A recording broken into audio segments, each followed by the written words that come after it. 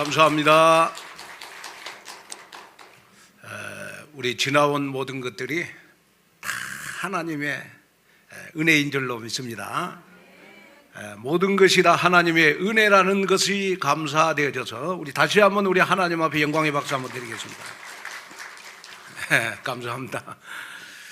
오늘 우리 마가복음 14장 우리 66절에서 72절 가지고 신앙생활의 두 사람의 길이다 라는 제목으로 말씀을 드릴 때, 여러분 오늘은 여러분들에게 이 설교가 여러분들에게 조금 쓰고 좀 아플지라도 여러분들 신앙생활하는데 가장 보약이 되는 설교가 아닌가 싶습니다. 아멘. 그러기 위해서 우리 한번 말씀을 듣기 전에 옆 사람하고 마음껏 한번 축복을 하겠습니다. 집사님, 장로님, 권사님은 어디를 봐도 복덩입니다 하고. 아멘. 여러분들은 하나님의 눈에 넣어도 아프지 않는 하나님의 자녀인 줄로 믿습니다. 그래서 여러분들은 이미 다 복덩이가 된 줄로 믿습니다. 자, 우리 2025년도 우리가 응답받을 언약은 어떻게 하든지 적은 것일지라도 우리는 내 인생에 작품을 남기는 겁니다. 자, 그러기 위해서 우리 야고보서 2장 18절에 있는 말씀처럼 행함으로 내 믿음을 가장 가까운 사람에게 보이는 그러한 우리 2025년도가 됐으면 좋겠다. 저 장로님, 저 권사님, 저 집사님 뵈니까 나도 온누리교회 가고 싶다. 아멘. 여러분 가족들이 여러분들의 모습을 보고 여러분 전도가 되어지는 그러한 우리 2025년도가 됐으면 좋겠습니다. 그러기 위해서 우리는 5가지 인생 작품을 남겨야 돼요. 예배의 작품, 선교의 작품, 후대의 작품, 빛의 경제의 작품, 내 인생의 작품의 열차를 타고 우리는 매주일마다 예배를 통해서 달려가야 됩니다.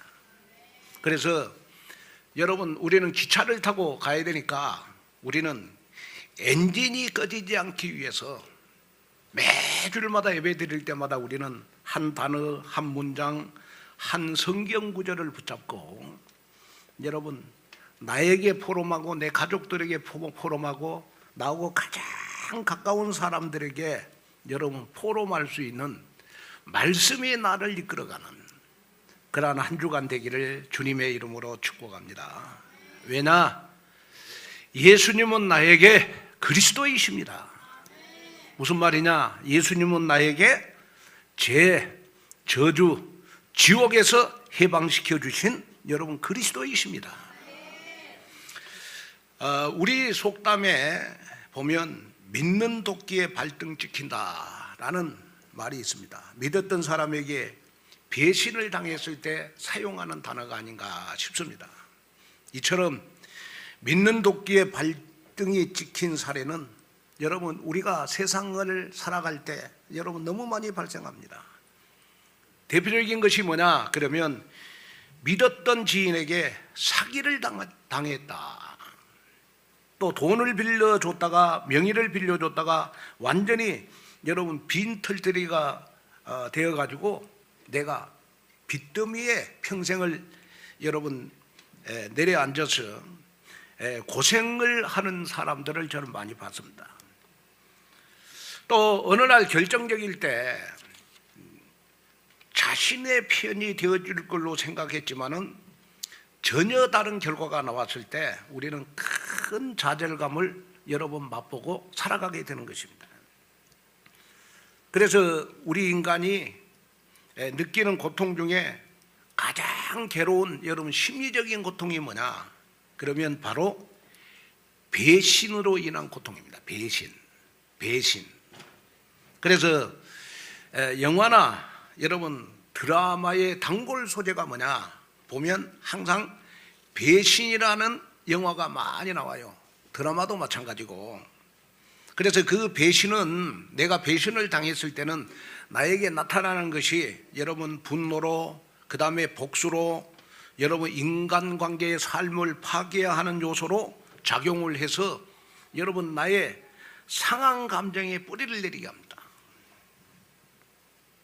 그래서 우리는 여러분 상한 감정이 나에게 뿌리를 내지 않기 위해서 항상 우리는 배신을 생각하는 것보다 우리는 하나님 앞에 감사를 찾아내야 됩니다. 감사. 오늘 여러분 마가복음 14장에 보면 예수님을 배신하는 여러분 두 사람이 등장을 합니다. 그 사람이 바로 오늘 본문에 보니까 여러분 누구냐? 그러면 베드로입니다. 베드로. 베드로는 여러분 세상에서 제일 예수님을 배신을 많이 했어요. 그런데 성경에 보면 여러분 전도를 제일 많이 했어. 말 한마디 전할 때마다 여러분 3,000명이 영접하는 역사가 일어났으니까. 그러면 여기에서 우리가 한 가지 생각해야 될 거 있습니다. 그 뭐냐? 그러면 자, 구원받은 자들에게는 여러분 구원의 순서가 있습니다. 구원의 순서. 그 구원의 순서가 뭐냐? 그러면 하나님이 먼저 창세전에 우리를 선택하는 거예요.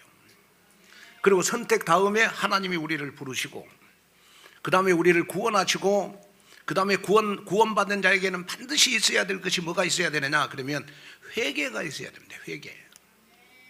그 다음에 회개를 정직하게 하는 것만큼 나의 믿음이 여러분 성화가 되어 가는 거예요. 성화. 변화되어 가는 겁니다. 그러면 내가 변화되는 것만큼 하나님은 나를 견인해 가요. 견인해 가. 성도의 견인. 그래서 우리는 하나님의 인도를 올바로 받을 때 우리는 천국 갈 때까지 영화의 축복을 누리는 거. 이것이 바로 여러분 우리 장로교에서 말하는 여러분 구원받은 자의 순서입니다. 순서.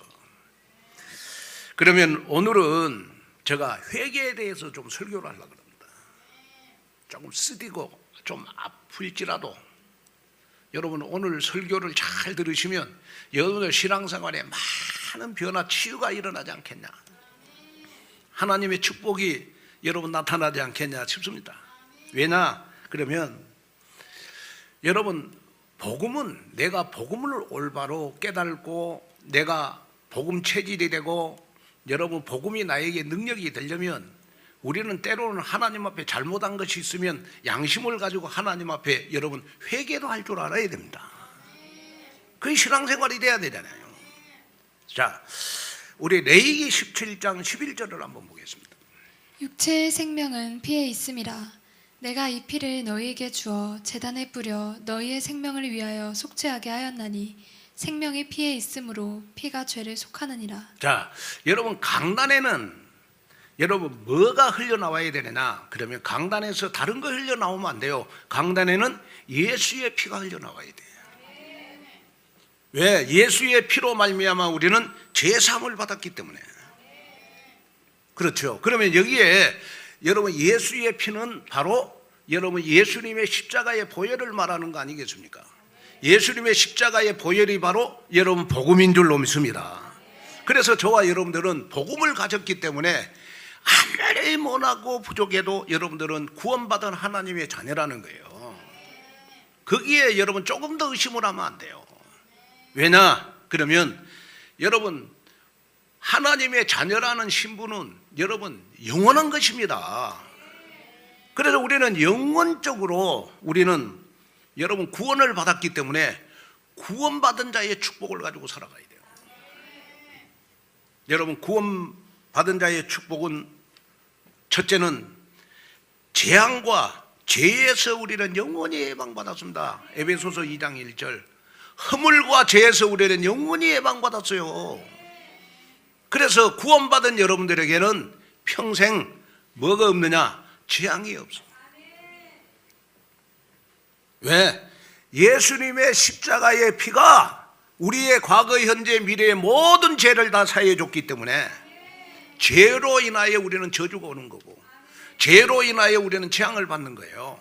그러나 우리는 여러분, 죄로 우리의 죄 문제를 예수님이 십자가의 피로 다 해결했다. 그 다음에 구원받은 자의 축복은 두 번째가 뭐냐? 세상의 무거운 짐과 사단의 권세에서 우리는 해방함을 받았습니다. 그래서 구원받은 자는 반드시 성령의 인도를 받게 되어 있어요.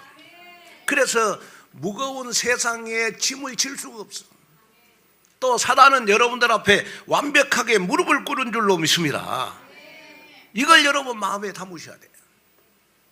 에베소서 2장 2절. 또 구원받은 자는 여러분 지옥의 권세에서 영원히 해방을 받습니다. 에베소서 2장 6절. 무슨 말이냐? 여러분 구원받았기 때문에 아무리 연약하고 부족해도 여러분들은 지옥 안 갑니다. 왜? 구원받는 자는 여러분 천국이 보장된 줄로 믿습니다. 이걸 여러분 마음속에 딱 담으셔야. 아이고 내가 죄를 지으면 지옥 가지 않냐? 아닙니다. 여러분 죄하고 나의 신분하고는 다릅니다. 부탁을 드립니다. 여러분들은 영원히 천국의 신분을 가지고 살아가야 돼요. 여러분들은 천국 갑니다. 그리고 구원받는 자에게는 여러분 성령, 네 번째, 구원받는 자는 성령 내주 인도 역사가 나타나기 때문에 이 세대에 반드시 하나님은 나를 통하여 증거를 나타내 주시는 줄로 믿습니다. 여러분에게는 반드시 증거가 있는 것이다. 에베소서 2장 7절. 그래서 여러분이 가슴에 담아야 될 것이 뭐냐? 강단에는, 우리 온누리교회 강단에는 예수의 피가 흘러나온다. 구원받은 자의 축복을 목사님이 설교한다. 여러분 대단한 축복을 받은 여러분들입니다. 아멘. 자, 그러면 우리가 여기서 한 가지 기억해야 될 거 있습니다. 그럼 우리가 이제 이 세상 살다 보면 나도 모르게 죄를 지을 때가 있어요. 그죠? 죄를 지을 때가 있습니다. 오늘 본문에 보니까 여러분 대표적인 여러분 두 제자가 나와요. 예수님을 팔아넘긴 가룟 유다. 나는 어떤 상황 속에서도 예수님과 함께 죽을지언정 부인하지 않겠다고 호언장담했지만은 결국은 예수님을 버리고 도망간 누구가 나와요? 베드로가 나옵니다. 베드로가. 두 사람의 공통점이 있어요. 똑같이 다 예수님을 배반했어요. 가룟 유다는 은 30에 예수님을 배반했고, 여러분 베드로는 예수님을 3번이나 부인했어요. 내 눈에는 누구가 죄가 많냐? 베드로가 죄가 더 많아. 그런데 여러분 똑같이 예수님을 배반한 제자였지만은 결과는 여러분 극과 극이었어요. 여러분 육신을 가진 우리 인간은 언제나 실패할 수 있고, 여러분 언제나 우리는 죄를 지을 수 있어요. 그러나 하나님이 쓰시는 사람은 어떤 사람이냐? 그러면 내가 죄를 지었을 때 죄를 하나님 앞에 후회하는 사람 말고 진심으로 하나님 앞에 죄를 회개하는 사람을 쓰십니다. 이걸 여러분 마음속에 담으셔야 돼요. 모든 성도 여러분들은 오늘 말씀을 통해서 나의 한계와 무능을 초월하는 삶, 복음의 참 능력을 여러분 체험하는 증거가 있기를 주님의 이름으로 축복합니다. 그래서 오늘 말씀을 듣고 여러분들은 가룟 유다의 길을 가지 않기를 바라고, 여러분들은 베드로의 길을 가는 여러분 되기를 주님의 이름으로 축복합니다. 자, 그러면 첫째, 여러분 실패로 끝난 가룟 유다의 길입니다. 자, 오늘 우리 마가복음 14장 43절 45절 한번 읽어볼까요? 예수께서 말씀하실 때 곧 12 중에 하나인 유다가 왔는데 대제사장들과 서기관들과 장로들에게서 파송된 무리가 검과 몽치를 가지고 그와 함께 하였더라. 자, 오늘 본문 말씀 여러분 마가복음 14장 43절 45절에 보니까 예수를 파는 자가 이미 그들과 함께 군노를 짜 이르되, 내가 입맞추는 사람이 바로 예수님이다. 그 대제사장들과 서기관, 장로들과 함께 여러분 사전에 모의를 해요. 예수님이 여러분 체포당할 때, 예수님이 가장 힘들고 어려울 때 가룟 유다는 예수님에게 배신의 키스를 하면서 예수님이 체포되도록 해요. 자, 그렇다면 가룟 유다는 왜 예수님을 배반했을까? 왜 배반했을까요? 한마디로 말해서 가룟 유다는 예수님이 그리스도이심을 여러분 믿지를 못했습니다. 무슨 말이냐? 영적인 본질을 몰랐습니다. 가룟 유다는 다른 이스라엘 백성들과 마찬가지로 예수님을 이스라엘을 로마 압자에서 해방할 정치적인 메시아로만 생각을 했던 겁니다. 그런데 정치적인 메시아, 다시 말하면 예수님을 따라다니면 정치적으로 출세하고, 여러분 예수님을 따라다니면 여러분 뭐 물질이 생기고 여러분 자기의 이치가 높아질 줄 알았어요. 그런데 어느 날 예수님이 고난을 당하시고 십자가를 지시는다는 말에 가룟 유다는 너무 실망이 컸어요. 이익이 없어 예수님을 따라다녀봐야.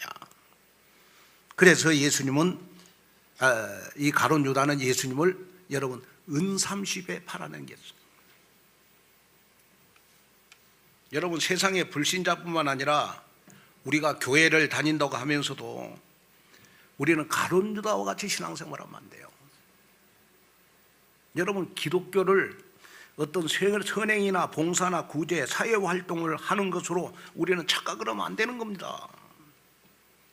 여러분 예를 들어서 뭐 선행, 봉사, 구제, 사회활동이 여러분 나쁘다는 말이 아닙니다. 기독교의 본질은 아니라는 거예요. 기독교의 본질은 뭐냐? 예수님을 그리스도로 믿음으로 우리는 여러분 영원한 생명을 얻는 것이 여러분 우리의 본질입니다. 이것을 가리켜서 우리가 복된 소식이라고 그래요. 복음이라고 그러잖아요. 여러분 오늘 나에게 점검하고 점검해야 될 거 있어. 그게 뭐냐? 나는 왜 교회에 다니느냐? 나는 왜 교회에 다녀요? 예수님을 그리스도로 믿기 때문에, 내가 구원받은 하나님의 자녀이기 때문에, 나는 오늘 말씀을 붙잡고 한 단어 한 문장 한 성경 구절을 붙잡고 세상과 싸워서 승리하고 사단과의 싸움에서 승리하고 한 주간 동안도 말씀이 나를 이끄는 세상의 증거를 나타내기 위해서 우리는 오늘 예배드리는 거 아니겠습니까? 그렇죠? 여러분이 예수님을 그리스도로 믿는다면 여러분들은 기독교의 본질을 붙잡은 여러분들입니다. 저는 여러분들을 믿습니다. 아무리 여러분이 못하고 부족해도 여러분들은 다른 교회보다 여러분들은 이미 복음이 각인됐다고 저는 믿습니다. 그죠? 복음 각인되어 있잖아요. 근데 왜 나의 신앙생활에 변화가 없느냐? 회개하지 않기 때문에 그렇습니다. 회개하지 않기 때문에 여러분 신앙생활에 변화가 없어. 그러면 오늘 여러분 정말 여러분이 이 설교를 들으면서 내가 하나님 앞에 회개해야 될 것이 뭔가를 여러분 발견하는 시간이 됐으면 좋겠습니다. 회개하지 않는 가룟 유다의 여러분 결말은 너무너무 비참했어요. 여러분 우리가 구원받은 저와 여러분들은 내 안에 성령이 내주하고 인도하고 역사하시잖아요. 그러면 우리는 불신자보다는 양심이 있어야 돼요. 하나님 앞에. 불신자보다는 양심이 있어야 되잖아요. 내가 회개할 거는 과감하게 하나님 앞에 회개할 줄 알아야 되잖아요. 근데 가룟 유다는 하나님 앞에 끝까지 회개를 안 했어요. 그리고 자기의 갈 길을 갔어. 그럴 때 여러분 가룟 유다는 여러분 어떤 비참한 결과를 가져왔냐? 마태복음 27장 3절 5절에 보니까 여러분 양심의 가책을 느껴가지고 은30을 다시 예수님께 돌려주고 여러분 스스로 여러분 자살을 했어요. 자살을 했는데 어떤 결과를 가져왔냐? 자, 사도행전 1장 18절 한번 읽어보겠습니다. 이 사람이 불의의 삭스로 밭을 사고 후에 몸이 곤두박질하여 배가 터져 창자가 다 흘러나온지라. 그냥 넘어갑시다. 예, 너무 무서운 말씀이라.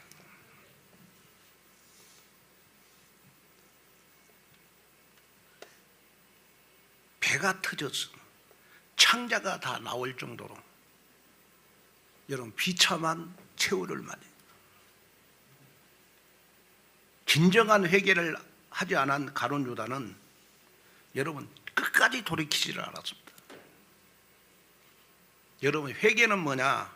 단순히 깨닫는 것이 아니라 180도 방향을 바꾸는 겁니다. 그래서 회개를 헬라어로 메타노이아, 무슨 말이냐? 생각을 바꾸다, 마음을 돌이키다.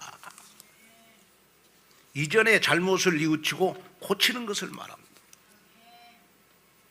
뉘우치기만 하면 안 되고 하나님께로 돌아가는 것이 여러분 진정한 회개인 것입니다. 하나님 앞에 죄를 감추지 않고 죄를 인정하고 하나님을 떠나 하나님이 기뻐하는 삶으로 방향을 바꾸는 것이 바로 여러분 진정한 회개라는 거예요. 저는 이 설교를 하면서 하나님, 우리 온누리 교회가 생기고,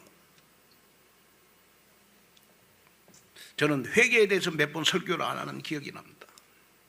오늘 이 말씀을 여러분 정말로 내 마음속에 하나님의 말씀으로 받아서 정말 저와 여러분이 하나님 앞에 변화되고 치유되고 정말 하나님 앞에 쓰임받는 여러분이 됐으면 좋겠습니다. 한 가지 예를 말씀을 드리겠습니다. 십계명의 제4계명에 보면 안식일을 기억하여 거룩히 지키라 그랬습니다. 안식일을 기억하여 거룩하게 지켜라. 자, 내가 어느 날 여러분 주일을 지키지 못했습니다. 그래서 하나님 앞에 철저히 회개를 했어. 그러고 나서 그 다음부터는 하나님, 내가 하나님 앞에 안식일을 거룩하게 지키기를 원합니다. 진정한 회개는 뭐냐? 그렇게 하나님 앞에 기도했다면 안식일을 거룩하게 지키는 것이 진정한 회개인 것입니다. 그렇잖아요. 요한일서 1장 9절에 보면 이런 말씀이 있어요. 한번 보겠습니다. 만일 우리가 우리 죄를 자백하면 그는 미쁘시고 의로우사 우리 죄를 사하시며 자, 우리를 여기에 보니까 만일 우리가 우리 죄를 자백하면 그랬어요. 여러분, 자백한다는 말은 나의 죄를 인정하고 내 영혼 깊은 곳에서의 고백을 의미하는 겁니다. 고백. 그러면 성경에 죄를 가장 자백을 잘하는 사람이 누군가 보니까 다윗입니다. 다윗. 여러분 집에 가면 한번 시편 51편을 한번 읽어보십시오. 51편에 시편 51편은 다윗이 밧세바하고 간음하고 나서 나단 선지자의 책망을 받고 하나님 앞에 통회하는 기도 내용이 시편 51편에 나와요. 그래 시편 51편 1절에 보면 주의 많은 긍휼을 따라 내 죄악을 하나님 지워주소서.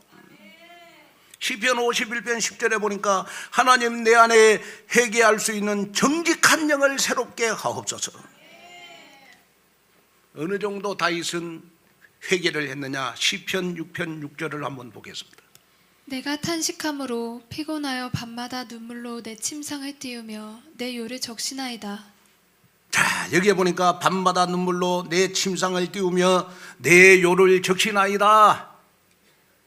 죄 때문에 수면조차 취하지 못할 정도로 다윗은 통곡하면서 회개했습니다.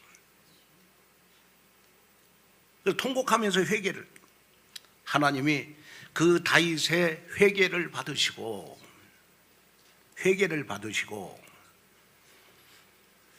다윗에게 정직한 영이 있는 걸 알았습니다. 정직한 영, 이걸 아시고 다윗을 향해서 하나님이 고백을 했어요. 어떤 고백을 했느냐? 사도행전 13장 22절. 패하시고 다윗을 왕으로 세우시고 증언하여 이르시되 내가 이새의 아들 다윗을 만나니 내 마음에 맞는 사람이라 내 뜻을 다 이루리라 하시더니. 자, 얘기 한번 보겠습니다. 회개하는 사람에게는 하나님이 어떤 축복을 주시는가? 자, 보겠습니다. 시작. 아니, 다 같이 한 마음 시작.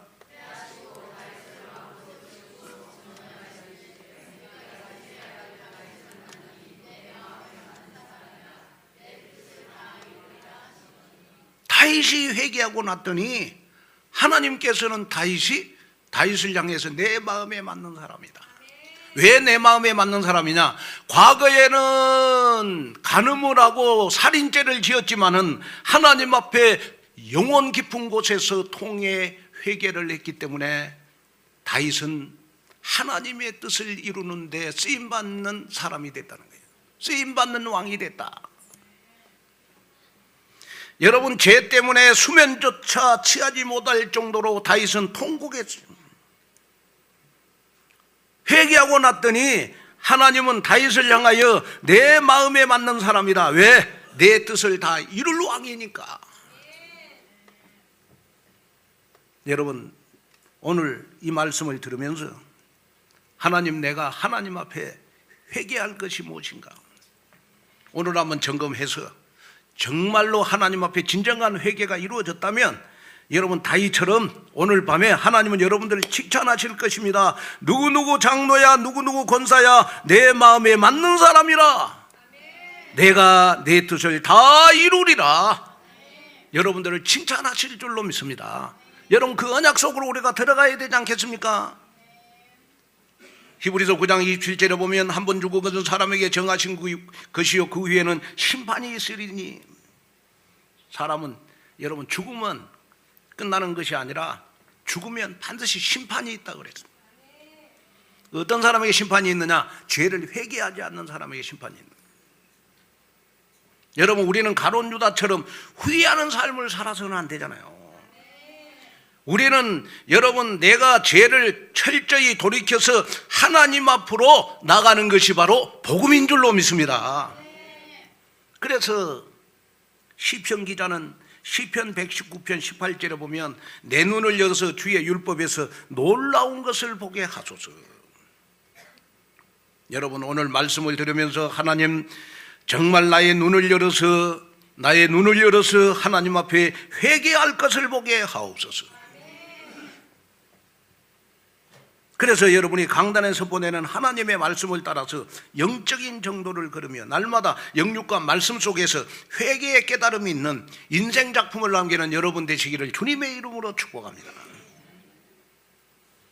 그 다음에 둘째는 회개하고 회복의 길을 간 베드로의 길입니다. 자, 우리 마가복음 14장 46절 47절 한번 볼까요? 그들이 예수께 손을 대어 잡거늘 곁에 서 있는 자 중에 한 사람이 칼을 빼어 대제사장의 종을 쳐 그 귀를 떨어뜨리니라. 자, 이 말은 무슨 말이냐? 가룟 유다가 배신의 키스를 예수님께 하자 같이 왔던 무리들이 예수님의 손을 잡으면서 예수님을 체포를 하려고 했습니다. 이때 옆에 있던 한 사람이 칼을 빼갖고 제사장의, 그 제사장 이름이 누구냐? 말고입니다. 말고 제사장의 귀를 잘랐어요. 그냥 귀를 잘라버렸어요. 그걸 여러분 예수님이 딱 지켜봤어요. 성경에는 없습니다만 제가 묵상해 보니까 베드로가 말고 제사장의 귀를 칼로 딱 잘라가지고 그 귀가 땅에 딱 떨어지니까 예수님이 주워갖고 그리스도이니까 딱 붙여줬을 것 같아요. 그죠? 왜? 예수님은 그리스도니까. 그 사람이 누구냐? 여러분, 베드로입니다. 베드로. 그래, 베드로는 한마디로 말해서 자충우도라는 사람이에요. 그냥 갈릴리 바다와 같은 사람이. 어느 날 어느 때 여러분 칼로 귀를 잘라버릴지 모르는 사람.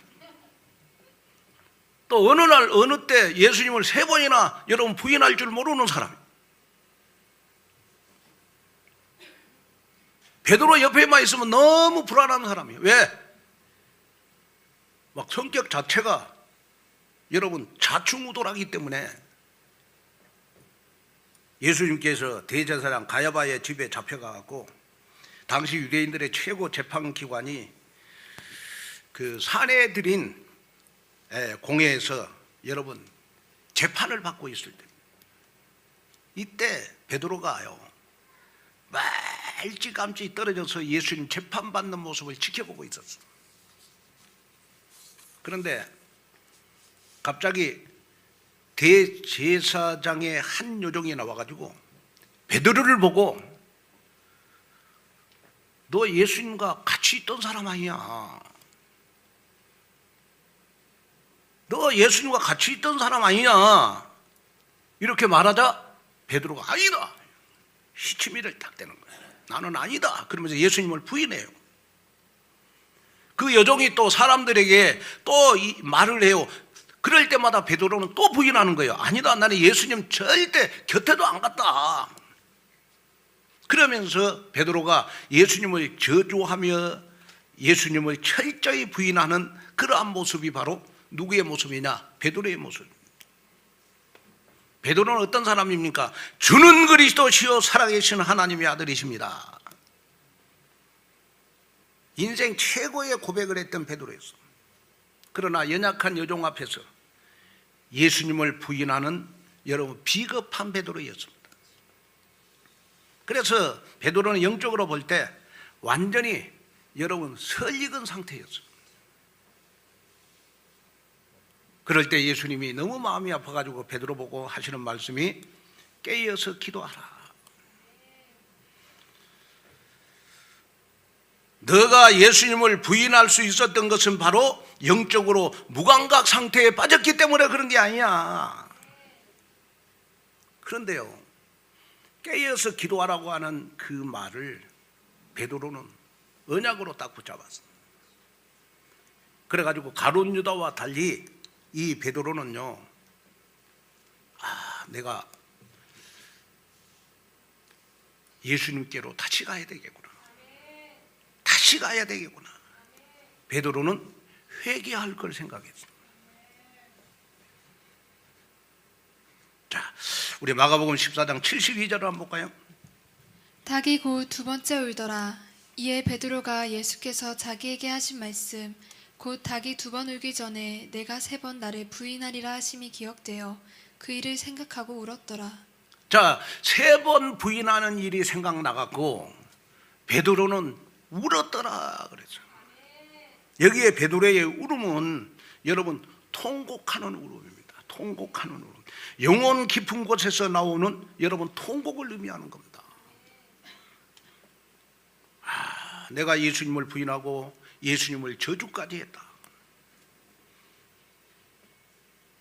마태복음 26장 75절에 보면 여러분 베드로는 심히 통곡을 했다. 왜? 예수님의 말씀이 생각나서 자기 자신이 깨달아지는 순간이었습니다. 다른 사람은 몰라도 나는 절대로 나는 예수님을 부인하지 않겠다고 했는데 연약한 육신을 가지고 있는 베드로도 예수님을 여러분 세 번이나 부인을 했다.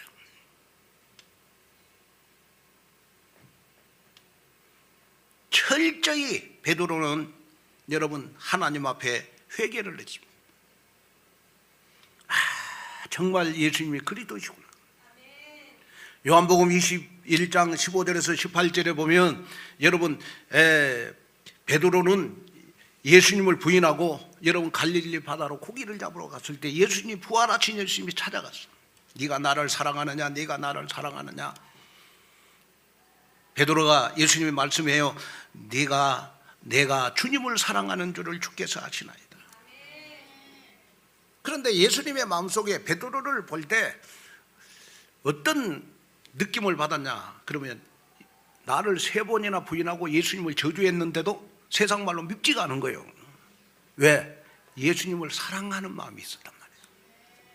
그래서 예수님은 베드로를 보고 회개할 줄을 알았어요. 왜? 예수님이 그리스도니까 회개할 줄 알아. 그래가지고 베드로가 여러분 철저히 회개합니다.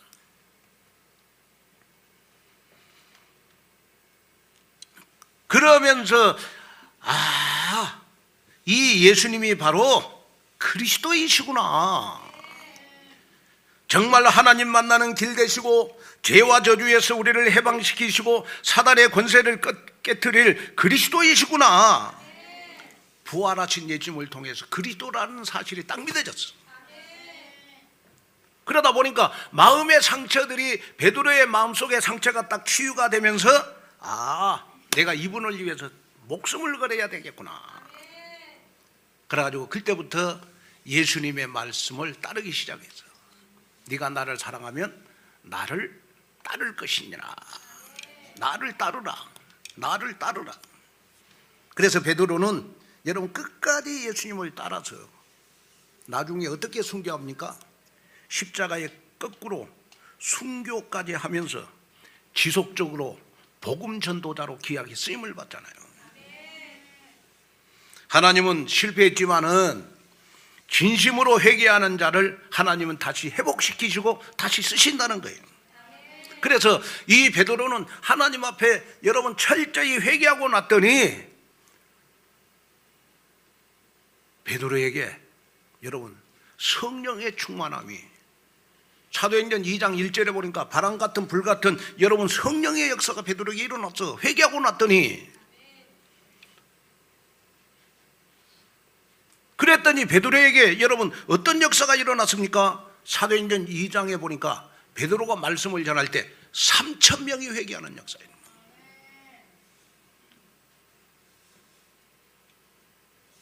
그 다음에 여러분 사도행전 3장 6절에 보니까 여러분 베드로는 안진뱅이를 일으켰어.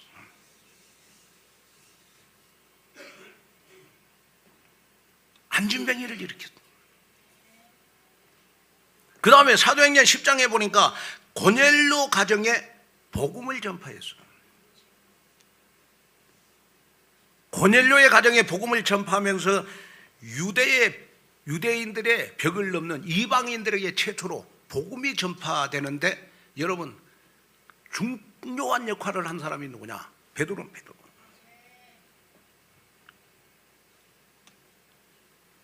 그러면서 사도행전 5장 42절에 보면 집에 있든지 성전에 있든지 어디에 있든지 예수가 그리스도라고 복음을 전파한 사람이 누굽니까? 바로 베드로입니다. 베드로.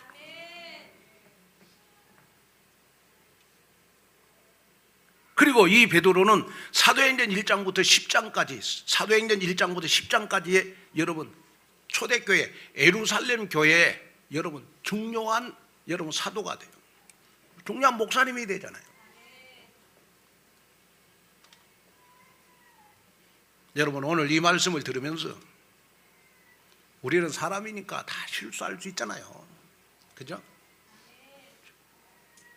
하나님은 저와 여러분들의 실수를 보시지 않고 하나님은 우리의 회개하는 모습을 보시고 쓰신다. 이걸 여러분 기억하셔야 돼요.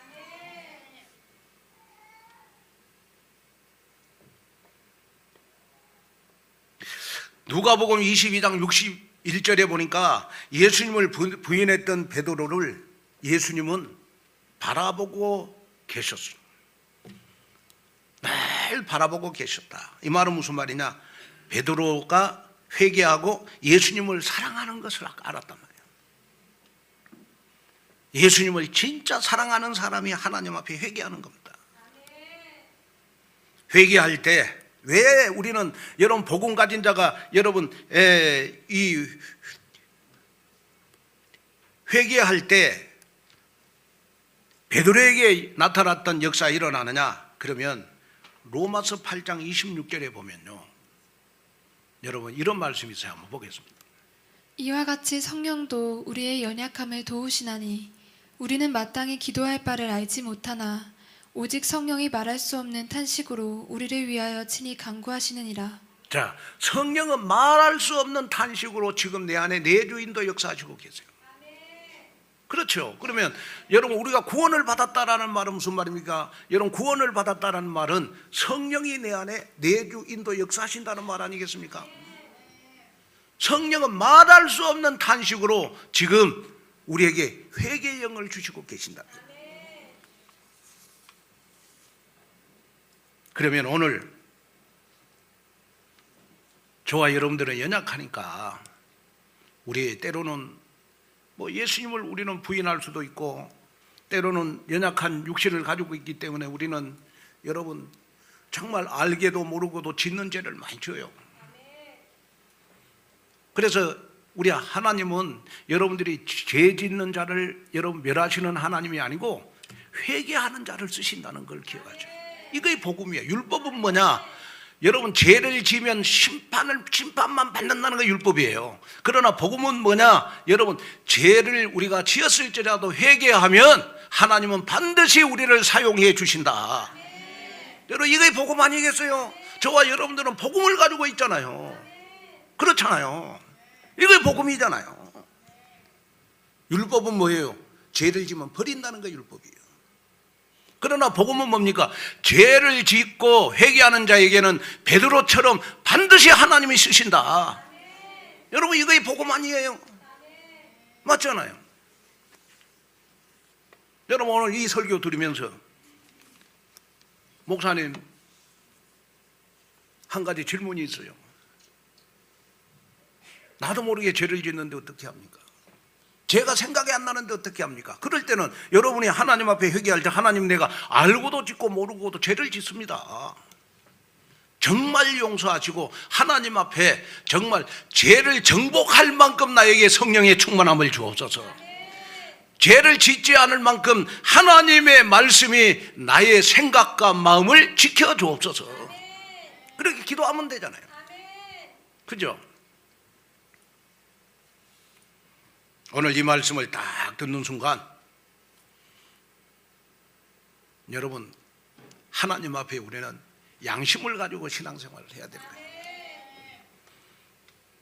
그래서 저는 이 설교를 하려고 일주일 동안 여러분 기도로 준비를 많이 했어요. 또 이 설교하면 아이고 우리 목사님도 율법으로 돌아간 게 아닌가.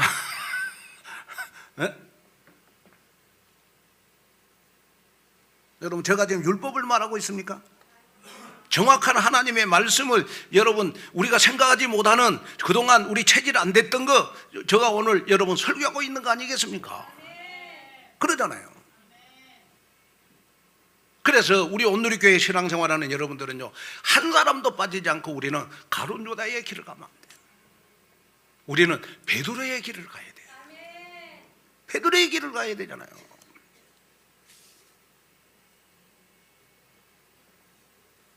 다시 한번 부탁합니다. 하나님은 실패했지만 진심으로 회개한 자를 하나님은 다시 회복시키시고 쓰신다. 이 믿음 딱 가지세요. 오늘 그래서 여러분이 독수리의 날개치며 올라가 같은 힘을 얻고 생동감 넘치는 신앙생활 하기를 주님의 이름으로 축복합니다. 자, 결론으로 말씀을 마치려고 합니다. 오펜하우머라는 영화가 있습니다.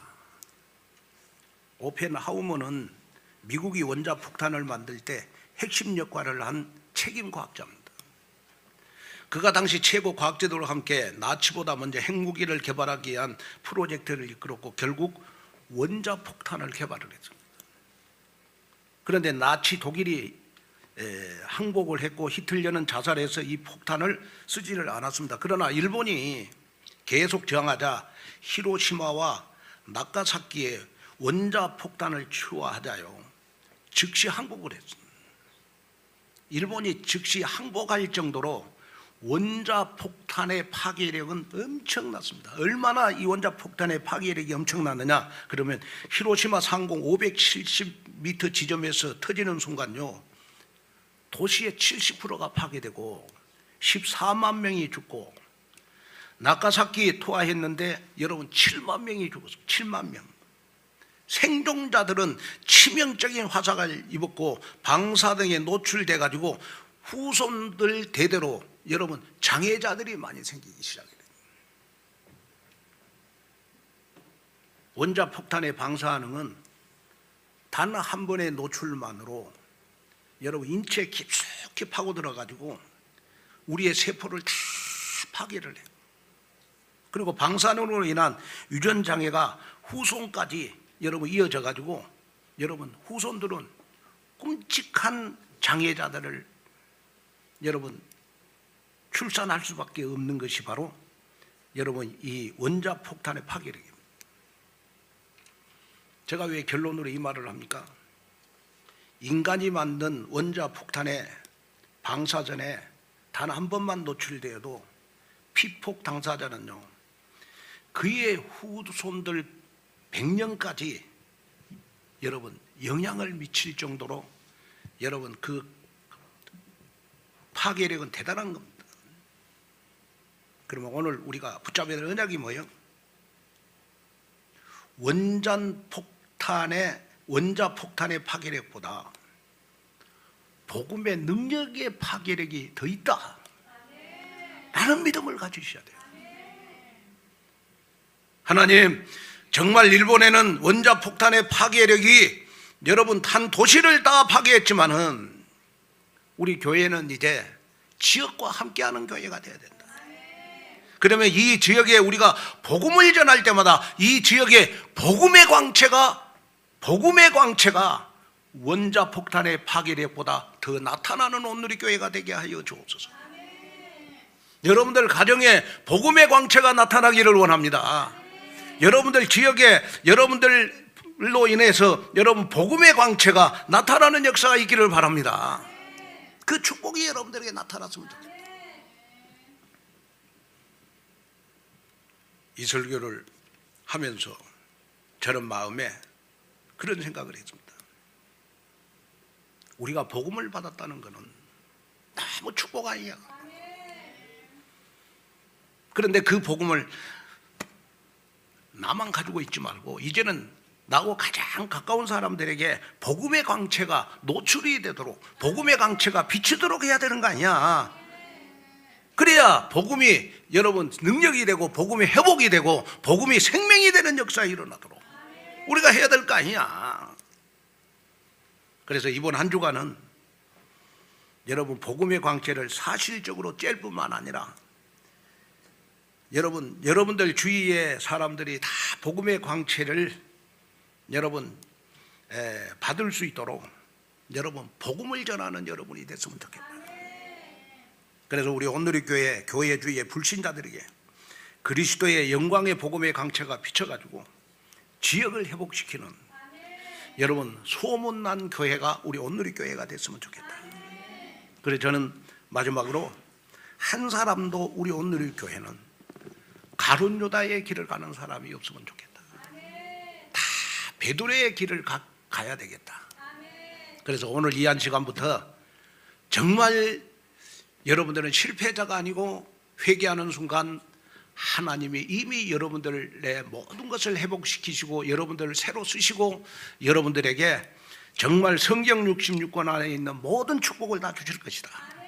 그 언약을 붙잡고 승리하는 여러분 되기를 주님의 이름으로 축복합니다. 하나님 아버지, 하나님의 귀한 은혜와 축복을 감사합니다. 오늘도 귀한 말씀을 듣고 하나님 이제는 내가 행함으로 내 믿음을 가장 가까운 사람에게 보이게 하여 주옵소서. 신앙생활에 양심을 가지고 하나님 정말 베드로처럼 다윗처럼 회개할 줄 아는 저희들 되도록 도와주시옵소서. 나에게 예수님은 그리스도이심을 믿습니다. 하나님 우리는 실패자가 아니고 회개하는 순간 회복자가 될 줄로 믿습니다. 회개하는 순간 우리는 하나님 아버지 성령 충만 받을 줄로 믿습니다. 회개하는 순간 정말로 하나님 바람 같은 불 같은 성령의 역사가 나에게 나타날 줄로 믿습니다. 우리는 실패자가 아닙니다. 우리는 낙오자가 아닙니다. 반드시 회개하는 순간 나의 모든 것이 회복될 줄로 믿습니다. 여기에 나 자신을 사용하시고 지키시고 인도하여 주옵소서. 예수님의 이름으로 간절히 기도하옵나이다. 자, 우리 모든 것 다 회복시키실